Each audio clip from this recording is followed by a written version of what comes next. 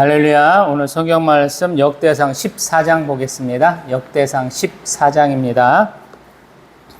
두로왕 히람이 다윗에게 사신들과 백향목과 석수와 목수를 보내 그의 궁전을 건축하게 하였더라. 다윗이 여호와께서 자기를 이스라엘의 왕으로 삼으신 줄을 깨달았으니 이는 그의 백성 이스라엘을 위하여 그의 나라가 높이 들림을 받았음을 암이었더라.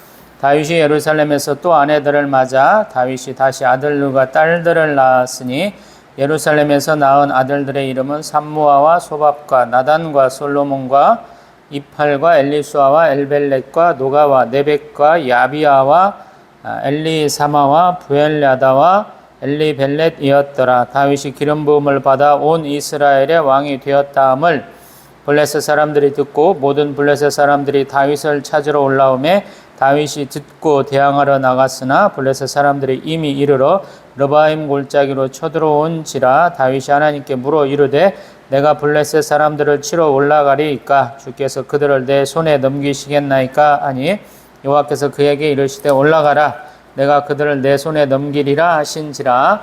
이에 무리가 바알브라심으로 올라갔더니 다윗이 거기서 그들을 치고 다윗이 이르되 하나님이 물을 쪼갬같이 내 손으로 내 대적을 흩으셨다 하므로 그곳 이름을 바알브라심이라 부르니라.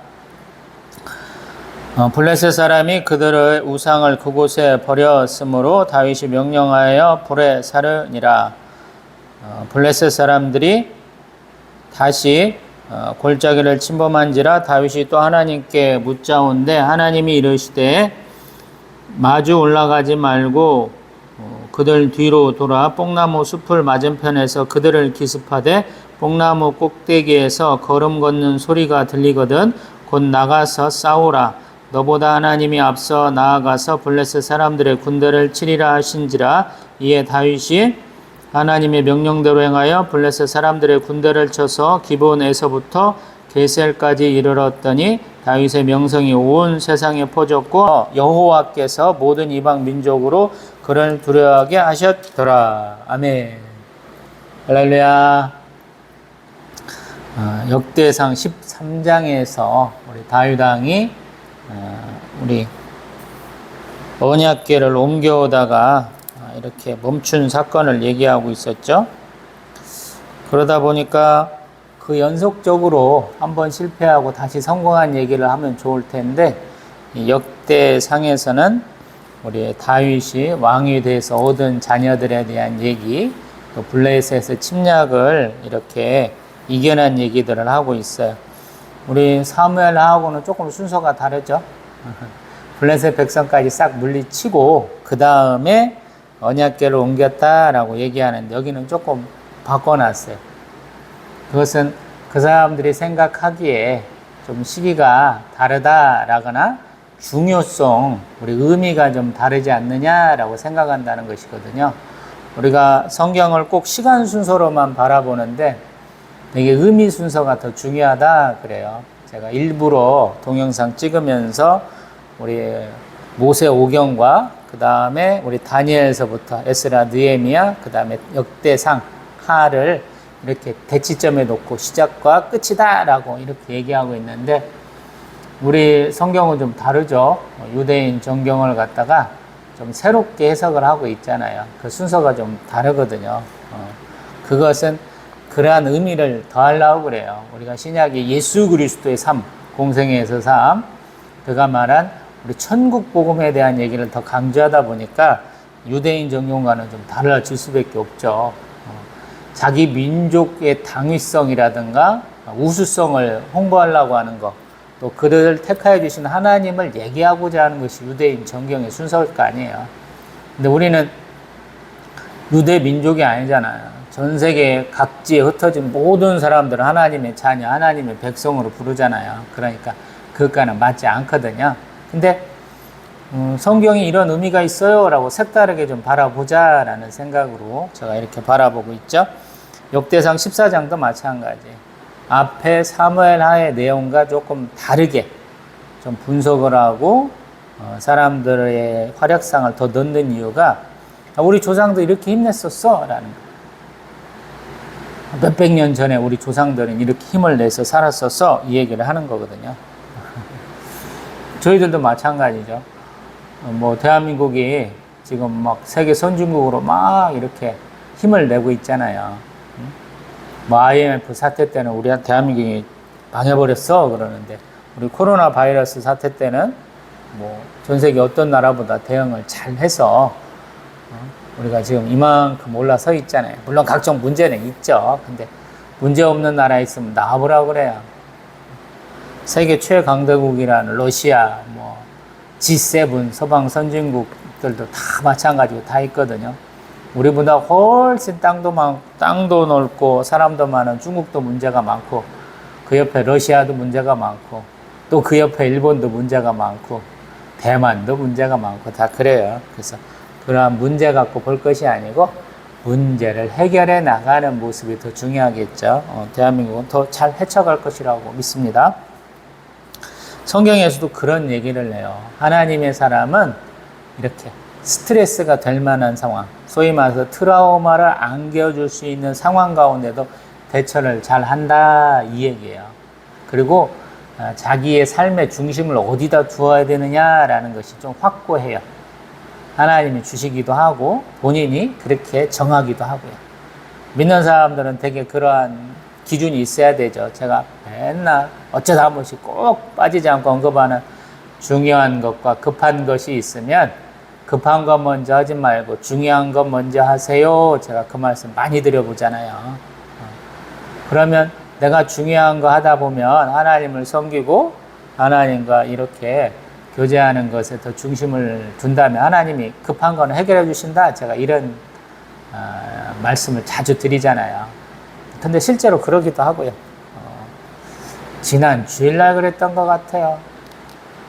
차 타고 이제 집에서 교회로 이렇게 오는데 갑자기 그 계기판에 타이어 점검 그 아이콘이 뜨더라고요. 그래서 이거 어떻게 해? 그랬는데 가만히 보니까 바람이 많이 빠졌어요. 이거 펑크 난 거더라고요. 근데 예배 시간은 가까이 오고 그거 기다리다가 또 예배 지장이 있을 거가 걱정이 되더라고요. 그래서 중요한 건 먼저 하자. 그래서 예배 다 드리고 이제 오면서 이렇게 연락을 했더니 막 금세 오셨더라고요. 물론 요즘에 뭐 자동차 긴급 호출이 너무 빨리 오기는 하지만 한 10분도 안 돼갖고 오셔가지고 여러 군데 바람 3군데 더 넣어보시고는 빠졌다 그러면서 이렇게 우리 손수레 바퀴 2개 이렇게 얹은 것처럼 한 것에다가 이렇게 공기 넣으니까 쭉 올라와서 바퀴가 들리더라고요. 마침 타이 이렇게 돌리니까 이만한 나사 하나 박힌 게 딱 보여가지고 금세 우리 지렁이라고 하는 거 그거 하나 꽂고 금세 가시더라고요. 참 감사하더라고요. 하나님이 복 주셔서 이제 예배 끝나고 집에 가야 되는데 그걸로 뭐 한 30분, 40분 막 이렇게 지나가면 귀찮잖아요. 근데 빨리 오셔갖고 빨리 해주고 가시더라고요. 그래서 그래 항상 하나님 앞에서는 급한 거, 중요한 거 따질 필요 없어. 중요한 거 하면 돼. 이런 생각이 들었더라고요.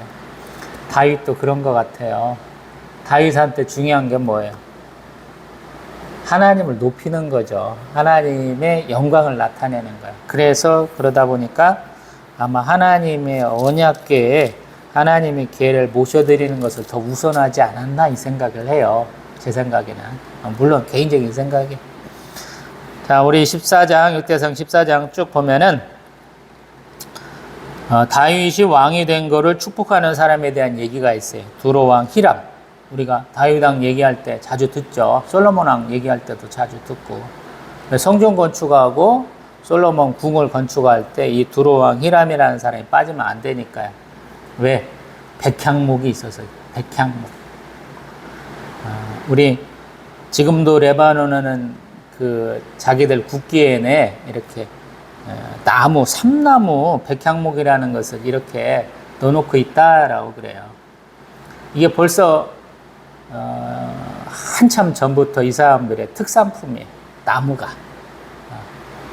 다른 데는 이렇게 황량하고 지대도 조금 이렇게 비가 많이 안 오는 데인데 여기는 그렇게 나무가 많더라라는 거예요. 그래서 이 나무를 가지고 건축을 한다라는 거예요. 그리고 또한 무엇이냐면 자녀의 복을 얘기를 해요. 이스라엘 백성은 땅과 자손의 복을 얘기를 하거든요. 그거 빼놓고는 답이 안 돼요. 그 얘기를 또 해요. 우리 3절부터 보면 예루살렘에서 낳은 자녀들 얘기를 쭉 하고 있어요. 그 다음에 우리 8절부터 보면은 블레셋과 전투한 것을 쭉 얘기를 하죠. 그렇게 보다 보니까 약 2차례 정도 얘기를 하는데, 우리 다윗이 블레셋 백성들 물리치고 그 지명을 얘기를 할 때 얘기하는 11절 보면 바알 브라심 그래요. 바알 브라심. 바알은 주예요, 주. 우리가 바알 신앙, 아세라 신앙 그러니까 바알이 그냥 다 우상들을 얘기하는 것처럼 얘기하는데 그냥 쉽게 말하면 보통 명사예요, 보통. 하나님, 주, 뭐 이런 사람들을, 이런 분들을 지칭하는 거예요. 언젠가도 말씀드려봤지만 우리가 여보, 당신 이러는 것처럼 마누라, 원래 왕비를 부르는 말이잖아요, 왕이. 마노라에서 왔다고 그러잖아요. 마누라 이런 얘기. 여기도 마찬가지. 바알을 이스라엘 사람들도 아내가 남편에게 한다라고 그래요. 높여주는 거죠. 바알은 그래서 우리가 자꾸 볼 때 바알 신앙 그러는데 그건 어떤 면에서 보면 보통 명사다라니까. 바알 브라심. 바알이라는 것을 그래서 이렇게 왔으니까 다윗 왕이 갑자기 우상 숭배하는 거야? 아니라는 거예요. 그런 의미에서 말씀드리는 거예요. 우리 다니엘서도 보면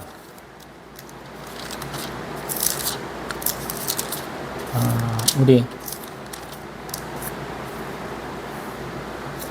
다니엘서 5장 25절에 이렇게 손가락이 나타나 가지고 우리 벨사살 왕의 잔치 때 벽에다 써놓은 글자가 있잖아요. 그 글자를 다른 사람들은 해석을 못하는데 우리 다니엘 선지자가 특별하게 초청받아서 그걸 해석을 해주잖아요. 메네 데겔 우 바르신 그러잖아요. 여기서 우라는 것은 뭐 또라는 뜻으로 생각을 하고 바르신 여기 보는 브라심 비슷하죠. 모음은 자음은 똑같은데 모음을 바꾼 거예요. 바알 브라심 또 우 바르신 나눈다 뭐 이런 뜻으로 생각하면 뽀갠다라는 생각으로 하면 좀 비슷하게 느껴지잖아요. 그래서 한번 말씀드려보는 거예요. 그 다음에 두 번째 침략 13절에 보면 이때도 하나님이 복 주셔서 물리치고 16절에 보면 기브온에서부터 게셀까지 이르렀다라는 거예요. 아니 기브온은 우리가 자주 듣던 데인데 왕들의 도로가 요단강 동편이라면 그 요단강 서편에 대비되는 것이 족장의 길이거든요. 우리 이스라엘 백성들도 뭐 이렇게 점령할 때 또 우리 다윗왕, 사울왕 이런 분들 언급될 때 자주 나오는 지역이거든요. 여호수아 때도 마찬가지고 우리 선지자들도 엘리사 선지자 때도 많이 언급되는 게 이 기브온이라는 땅이잖아요. 예루살렘 북쪽에 있잖아요. 요단강 서편에 있고 거기도 또 게셀도 얘기하잖아요. 왜 이런 얘기 하냐면 사실 다윗 왕 때도 한참 열심히 싸워갖고 블레셋 백성들 이렇게 물리쳤다라는 얘기를 하는 거예요. 여기에 왜 그러냐면 사울 왕도 왕으로 기름 부음 받을 때쯤 겪는 일이잖아요. 우리 블레셋 백성들의 영문 요새 우리 소위 말해서 우리 식민지 점령한 땅 이렇게 감시하려고 또 다스리려고 외국 군대가 와서 주둔하는 데가 있잖아요. 블레셋 백성들이 이렇게 이스라엘 그 백성들 사는 삶 가까이에 주둔하고 있었다라는 것이거든요. 그래서 이것들이 이제 본격적으로 다윗 왕 때는 싹 회복되는 거예요. 그 얘기를 지금 하는 거거든요. 이만큼만 놓고 봅니다.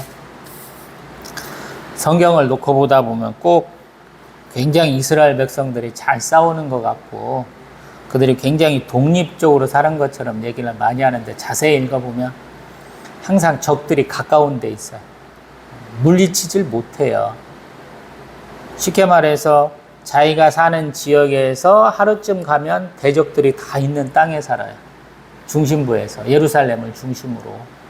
서편으로 가도 적들이 있고, 동편으로 가도 적들이 있고, 남쪽으로 가도 적들이 있고, 북쪽으로 가도 만날 수 있는 확률이 조금 높은 그런 조그마한 나라예요. 이스라엘이 굉장히 큰 나라가 아니라고 제가 몇 차례 말씀드려보잖아요. 작은 나라다. 근데 이렇게 잘 써놨다라는 거예요. 작은 나라인데도 불구하고 역사가 잘 기록되어 있다라는 거예요. 이게 하나님이 축복하신 거예요. 문자가 있었고 사람들의 의식이 있고 또 그들이 힘있게 싸워나가는 힘이 있었기 때문에 이렇게 계속 기록되는 거예요. 우리도 일제시대 때 많은 핍박을 받았죠. 우리 글과 말을 없애려고 그랬잖아요. 그걸 잘 이겨냈잖아요. 그러니까 우리가 과거에 우리 선조들이 어떻게 살았는가 알잖아요. 뭐 한자를 차용하기도 하고, 우리 이두도 있고, 뭐 한글도 있고, 다양한 우리가 이러한 과학 문명의 어떤 우리 중군도 우리 근방에서 우리가 가장 뛰어난 민족이었다 이런 얘기도 하잖아요. 뭐 보는 사람의 시각에 따라서 조금 다를 수 있지만 우리도 독보적인 때가 있었을 거 아니에요. 우리 청동기 문화가 다른 지역과는 조금 다르잖아요. 저기 로마의 유물도 있다고 제가 몇 차례 말씀드려봤잖아요. 그러한 이스라엘 백성들의 얘기다라는 거예요. 그러다 보니까 자기들은 조금 높이려고 그래요. 물론 제가 이 족보들, 계보들 얘기하면서 나름들을 깎아내리면서 자기는 올라가려고 하는 경향은 아니다. 남들 높여주면서 자기들도 올라가려는 경향이 있다라고 그러지만 어떤 때 가만히 보면 자기들에게 조금 유리하게 해석하는 부분들이 많이 있어요. 사울왕에 3,000 용사가 있었으면 밖에 나가 있는 백성들하고 자주 싸워갖고 이겼으면 블레셋 백성들 다 이겼을 것 같은데 아니다 라고 얘기하잖아요. 길보아 산에서 죽잖아요. 그 족장의 길을 쭉 올라가서 우리 갈릴리 호수변에 있는 그 저지대를 만나기 전에 있는 마지막 산 정도가 길보아 산이에요. 뭐 사실은 그런 흐름이 있기 때문에 지금 이러한 일들이 일어나는 거야. 다윗이 왕이 되었다. 그때 모인 사람이 뭐 수십만 명이었잖아요. 우리 역대상 12장에 보면 멀리 있는 사람들부터 가까이 있는 사람들까지 다 나와가지고 왕이 된 거 축복했는데 그때가 벌써 수십만이잖아요. 그러니까 그 일에 이어가지고 다윗 왕이 이제 왕이 됐다니까 블레셋 백성이 이제 안 되겠다. 우리가 조기에 진압하자라고 지금 전쟁을 걸었다라는 것이고 그 전쟁을 두 번에 걸쳐서 이겼다라는 것이겠죠. 그러고 이제 지난번에 말씀드린 것처럼 15장은 다시 하나님의 언약궤를 모셔오는 장면으로 이렇게 넘어가요. 제가 에스더서 보면서 모르드게는 자기가 왕을 이렇게 암살하려고 했던 사람들 고발하고도 아무 이렇게 보상을 못 받았는데 나중에 왕이 이렇게 에스더 왕비의 잔치에 참여하고 기분 즐거웠다가 밤에 이렇게 뭔가 조금 할 일이 없고 그래서 우연찮게 역대 기록들 딱 보다 보니까 모르드게가 뭔 상 받았냐 그랬는데 아무것도 안 받았다. 그래서 어떤 상을 줘야 될까 고민하고 있는데 하만이 딱 대기하고 있잖아요. 하만이 지가 그렇게 왕이 복 줄 줄 알고 왕의 말에 태우고 다니면서 이렇게 카퍼레이드 하듯이 한번 성 앞에 한번 둘러갈 수 있게 해주세요 이렇게 했는데 실제로 그렇게 됐죠. 근데 모르드게는 그런 영광을 받고도 자기가 원래 하더니 왕궁 앞에 딱 엎드려 있죠. 왕의 조서 좀 물려쳐 주세요, 바꿔주세요 하는 그 기도 열심히 하고 있는 거죠. 그래서 참 우리가 높낮이 있는 삶을 많이 살죠. 잘 나갈 때 있고 안 나갈 때 있어요. 참 근심 걱정 없고 평안할 때 있고 맨날 이렇게 덜덜덜덜 떠는 때가 있죠. 그러나 동일해야 돼요. 내가 어떤 사람인지, 하나님은 나에게 어떤 분이 되는지 인식하고 있어야 된다라는 말씀이에요. 그러다 보니까 우리 성경이 우리를 조금 평안하게 하죠. 왜냐하면 관점이 꼭 하나님을 중심으로 이 성경이 쓰여져 있어요. 어떤 한 사람의 얘기를 쭉 하는 것 같은데 그 중심에는 하나님이 있어요. 그가 누리는 복이 누구로부터 말미암았는지, 그가 겪고 있는 이 일이 어떻게 해서 이렇게 진행돼 가는지를 우리가 가만히 보면 그 의미의 중심에는 하나님이 계시는 거죠. 오늘도 역대상 14장 쭉 보고 있는데 다윗 왕이 이뻐가지고 정치적인 결속만 하려고 이런 일이 있겠느냐라고 한번 살펴봐야 되고요. 다윗 왕이 벌써 헤브론에서만 7년 반 동안 왕하면서 자녀들 많았는데 또 이렇게 예루살렘 와서 얻은 소위 말해서 왕위를 이을 가능성이 상대적으로 적을 거 아니에요, 이 사람들은. 근데 그 얘기를 계속 하는 이유는 뭐냐면 솔로몬 왕이 되었으니까 그래요. 다윗과 함께한 무리들이 아니고 지금 12지파의 강력한 왕으로서 그가 등극하고 얻은 자녀, 출신도 조금 문제가 되는, 엄마는 다윗 왕의 우리 부하 중에 하나였던 우리야 아내잖아요. 그러한 어떤 출신의 문제를 딛고서도 왕이 되었기 때문에 계속 예루살렘에서 낳은 자녀들 이름을 계속 넣는 거거든요. 그리고 다윗 왕의 업적은 블레셋 백성을 물리치고 또 사방에 있는 대적들을 물리친 데 있거든요. 사울 왕보다도 더 철저하게 이러한 국위를 선양한 사람이거든요. 그래서 그 얘기가 계속 오는 거예요. 그리고 사울 왕이 생전에 시도하지 못했던 하나님의 언약궤를 온전히 모셔가지고 그것을 회막 형태로 또 제사 제도를 이렇게 온전히 세우지 못했다라는 거예요. 왜? 그가 월권행위를 해가지고 사무엘 선지자하고 이렇게 갈라섰잖아요. 쫙 갈라섰기 때문에 그 얘기를 계속 하는 거예요. 그래서 왕으로서 사울 왕보다는 다윗 왕 얘기를 할 수밖에 없는 거예요. 왕이라는 사람은 전쟁도 잘해야 되고 하나님 백성임이 잘 드러날 수 있도록 백성들을 이끌어 나가야 되잖아요. 근데 다윗 왕이 그걸 잘했다라는 거예요. 그래서 역대상에서는 우리 사울 왕 이렇게 해서 죽었어 라는 얘기로 본격적인 얘기를 시작하면서 다윗 왕의 얘기를, 그가 이렇게 어려운 와중에도 수많은 동역자들, 용사들이 함께 있어, 이 얘기를 하고 쭉 오는 것이거든요. 저희들도 마찬가지. 어려울 때 너널더러 하늘 봐야 되죠. 하나님 그곳에 계셔요. 내 안에도 계시고 하늘에도 계시고 천지사방에 다 계시죠. 그래서 그 하나님 바라보라 라는 말씀, 오늘 이 영상을 통해서 다시 한번 말씀드려 봅니다. 또 뵙겠습니다.